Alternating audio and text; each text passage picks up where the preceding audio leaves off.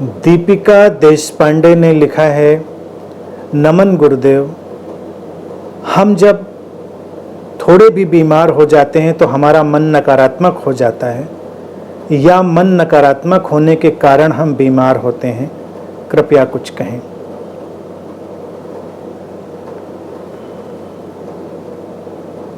देखिए, दूसरी बात यहाँ पर पहले सही है कि हम अपने मन को नकारात्मकता से भरते हैं, इसलिए बीमार होने की संभावना ज़्यादा है। चूँकि नकारात्मकता पहले से भरी हुई है, इसलिए बीमारी का जरा सा भी प्रभाव तुमको और नकारात्मक बना देता है। जो सकारात्मकता है व्यक्ति के जीवन की, पॉजिटिविटी है, वो बड़ी सुपरफिशियल है। वो ऐसे कच्चे रंग की तरह से उसके ऊपर चढ़ी होती है कि जरा सी बरसात होती है वो धुल जाती है। यानी कि सब ठीक है तो तुम बड़े सकारात्मक हो, ठीक नहीं है तुम नकारात्मक हो गए। तो अगर इतनी जल्दी नकारात्मक हो जाते हो तो हमेशा इस बात को देखना पड़ेगा कि नकारात्मकता पहले ही कहीं होगी। काले रंग का पत्थर था, उसको तुमने सफेद रंग के किसी भी रंग से रंग कर अपने आंगन में रख दिया था। बूंदाबांदी हुई, बारिश हुई, वो धुलकर फिर काला हो गया।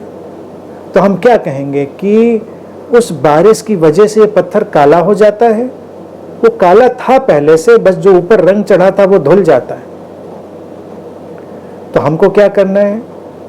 अगर हमको वो काला नहीं चाहिए तो हमको तो ये काम करना है कि ये पत्थर काला ना हो, हमारा अंतर्मन काला ना हो। अपने अंतर्मन में जाएं, अंतर्मन को टटोलें।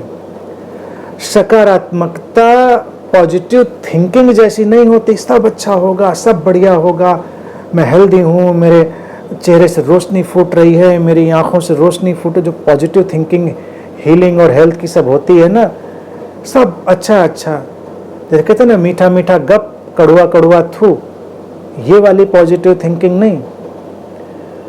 सकारात्मकता का जब हम साधना में उपयोग करते हैं तो उसका इतना ही अर्थ है कि एक गहनतम आस्था, आस्था जीवन के प्रति, आस्था इस अस्तित्व के प्रति, इस ताओ के प्रति, इस जागतिक रहस्य के प्रति, इस जागतिक नियम के प्रति, इस रहस्य में व्यवस्था के प्रति। जहां पर पीला पड़ता हुआ पत्ता भी शुभ है और फूटती हुई अभी अभी जीवन से लहलहाती हरी कोपल भी उतनी ही शुभ है।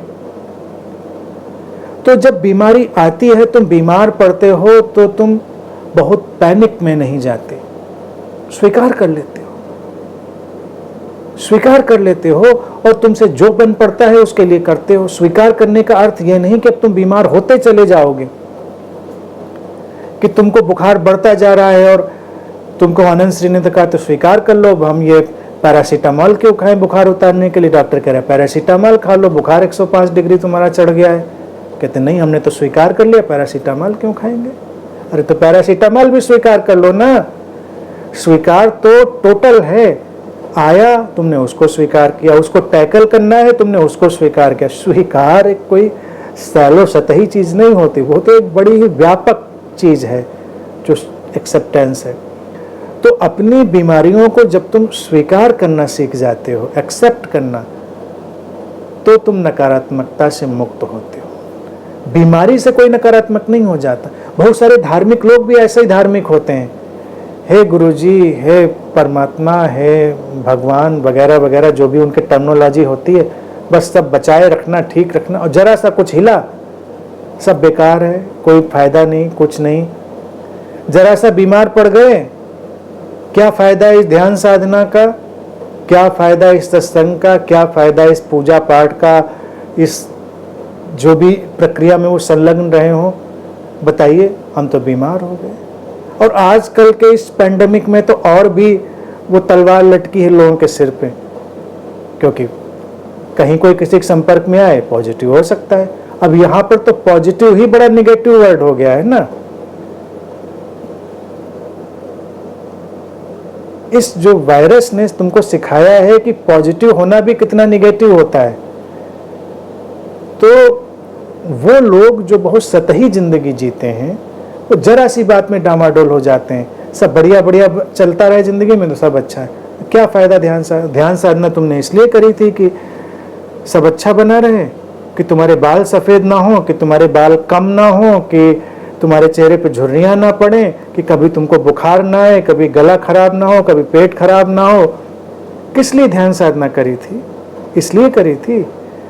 ये सत्संग, ये स्पिरिचुअल साधना, ये आध्यात्मिक सारा जो काम था इसलिए था, इसलिए था। तब तो नकारात्मकता आएगी, क्योंकि वो रंग बह जाएगा, वो अंदर का काला पत्थर निकल आएगा।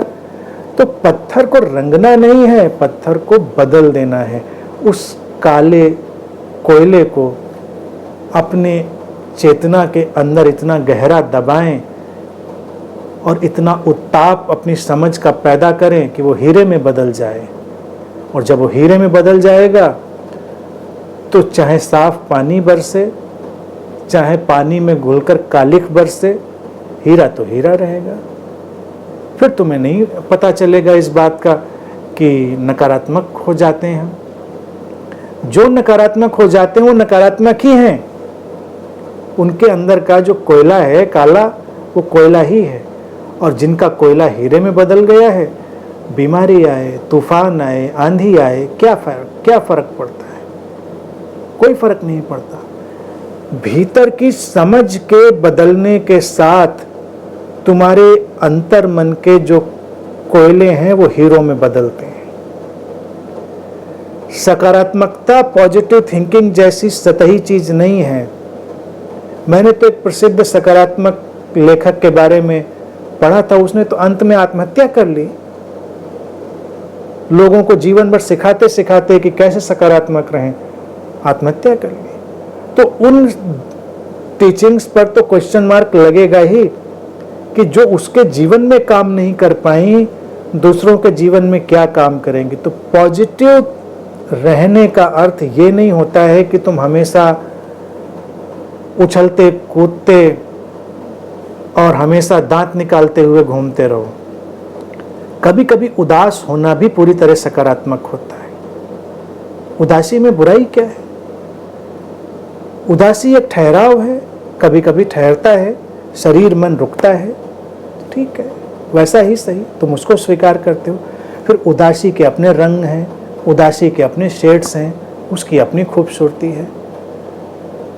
कई बार तुम अगर लोगों के चेहरों को देखो तो वो जब बड़े खुश होते हैं तब उतने सुंदर नहीं लगते, कई बार उदास होते हैं तो बहुत सुंदर जान पड़ते हैं। अगर वो सच्चाई से उदास हैं, मतलब उदासी में भी बेईमानी और ईमानदारी होती, बड़े ईमानदार ढंग से, सहज ढंग से, निर्दोष ढंग से उदास हैं, तो उदासी भी उनको और सुंदर बना जाती है। इसलिए जो तुमने प्रश्न पूछा है कि बीमारी नकारात्मक बना देती है, ऐसा बिल्कुल नहीं है। नकारात्मकता हमारे अंदर भरी है अलग अलग रूपों में, और नकारात्मकता का जो सोर्स है हमारे भीतर वो है हमारा उथलापन, हमारी शैलोनेस।